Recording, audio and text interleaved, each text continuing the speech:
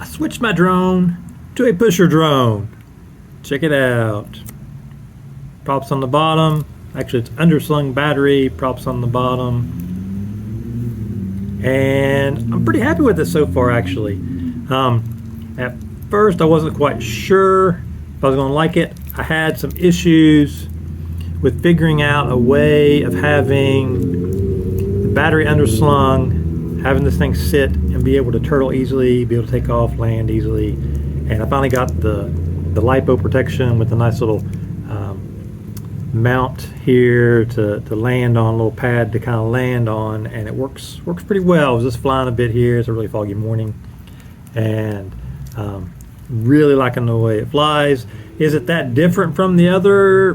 Probably not. There are a few little caveats too. You got to think about, your props are at the bottom now versus on top, so when you're getting close to the ground, you got to be careful of that, because your props are down lower. But I mean, other than that, really doesn't feel all that different, but I think there's probably some differences with how it flies. I'll figure that out over time, flight time, that kind of thing. I don't know if it'll make that much of a difference or not. I think it's probably a very small percentage if it does make a difference, one way or the other. The reason that I did this, though, wasn't for flight time, wasn't for trying to get props out of view, because I still think they're slightly in view. Maybe, I'm not 100% sure of that. I looked at some of the footage and I think I can see them, but I'm not convinced. They really weren't that much in view before anyways, especially with these translucent gray props here. The reason that I did this was to hopefully protect my motors better. I've ran into issues. This has been the thing that I've been fighting for a while, is not necessarily finding motors that I like as far as how they feel flight wise. Those are all fine, although I do like the way these fly with these props probably more than anything that I've had on this setup so far. Feels really, really, really good. But the reason that I did this, you can see I've even increased the size of this here. I was trying to do that and it still didn't make any difference. I still damaged the motor and bent it. The reason I did this was to try to protect the motors more. So I'm thinking if I'm flying this way, the likelihood of hitting the motor, damaging it, is lower. Now, is it? I don't know. It's a theory. Maybe it is, maybe it's not. You can blast me in the comments and tell me I'm an idiot all you want. You can tell me I'm stupid for even doing this. You should never do this. That's terrible, blah, blah, blah, blah, blah. Here's the reasons, 1, 2, 3, blah, blah, blah, whatever. Go ahead. Tell me. That's fine. Everybody's entitled to their opinion. I'm just trying this as an experiment to see durability wise. Now, there's the interesting thing. When you try something, if something doesn't happen, did you actually fix the issue, or has it just not happened yet in spite of it? You can't really prove a negative, right? It's kind of one weird thing with mathematics. Is I really can't prove a negative per se. I can say that it's not happening now. It hasn't happened in a while. Did it fix it? I don't know. Maybe. I guess given enough time, you would assume then that the preponderance of evidence would say, even though it's not necessarily a proof, it's pretty good circumstantial evidence, right? So that's my theory. I'm going to try this and see, and if I don't damage a motor again in a month or two, then it's probably helping. Maybe it doesn't fix the problem, but at least maybe it's helping. Now, there's downsides to this. Like I said, the biggest one for me was dealing with turtle. I tried a couple of different variations of this design, what I thought would work, and they didn't. What I ended up doing here was widening this out so it has a wider base to sit on. So far, that seems to work pretty well. Turtled pretty easily. Takeoff landing works pretty well. The interesting thing with this, though, it wasn't very difficult to do this. Like I was watching a video when I was kind of researching this. I came across a video from Bardwell talking about, doing this, and he was saying, you gotta change all your motor directions and blah blah blah blah blah, all that kind of stuff. And I didn't have to do that. The motor directions are all the same. I didn't even move the motors. I didn't have to switch the motors around. I didn't flip anything inside here. Physically, the only change that I made, other than making a new LiPo protection landing pad thing here, was I reprinted this, not because I needed to, for it to be able to be flipped upside down. The reason I had to do that was so my battery I kept it in the same position, but now it's underneath, right? It's in the same position that it was when I was flying this way. It's just now happens to be underneath.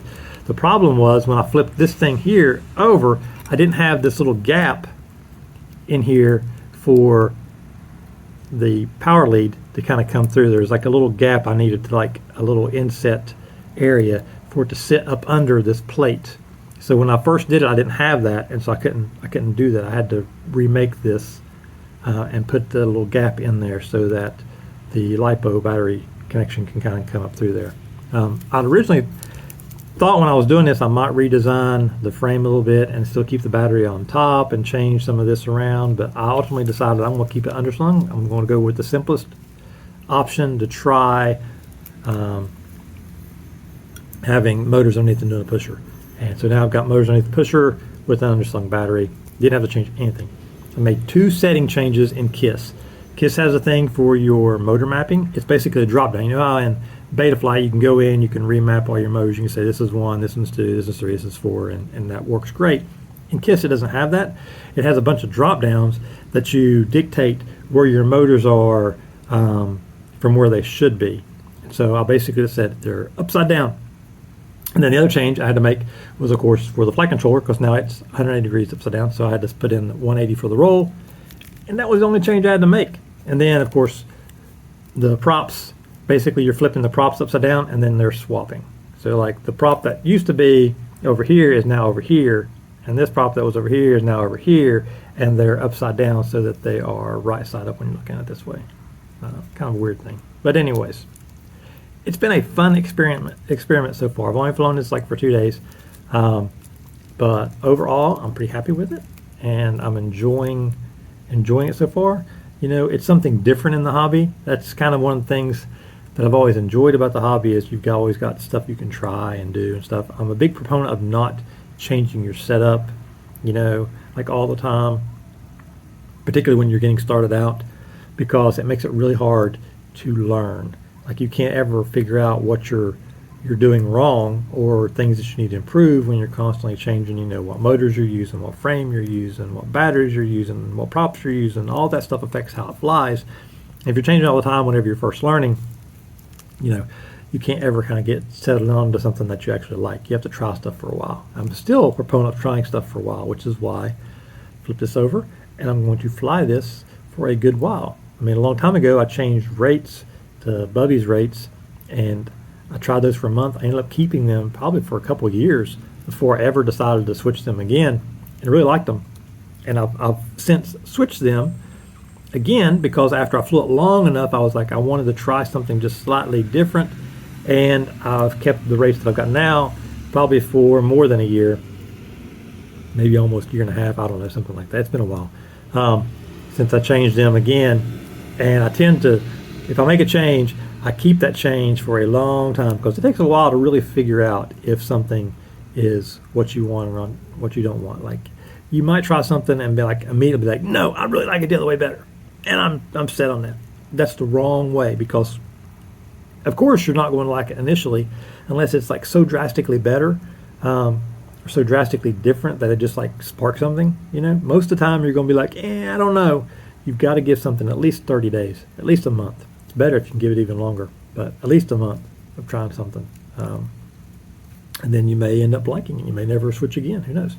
So I'm going to try this for a while, and we're going to see if it improves my motor durability. That was the main thing. And then I'll figure out what other benefits and things that I figure out, or what other cons that I have with it. Like I said, the biggest one for me was turtle.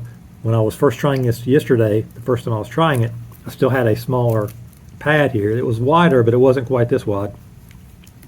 And I crashed, flipped over, and I couldn't get it to, you know, stay upright, and it took forever to take off. This time I crashed, took right back off, you know, everything. When I flipped it back over, took right back off. And I think it's just because this is wider. So anyways, that is the video for today, guys. I hope you guys have a good one. If you decide to try this, you know, let me know what you think about it. I don't know how easy this is to do on other frames. You know, in this particular case, in my frame, it was really simple to make this change, to flip it over. And big pro there for the Space Invader. You can run it pusher, you can run it regular, whichever way you want to do it. So, you guys have a great one. Never stop flying. I will see you guys in the next video. Peace.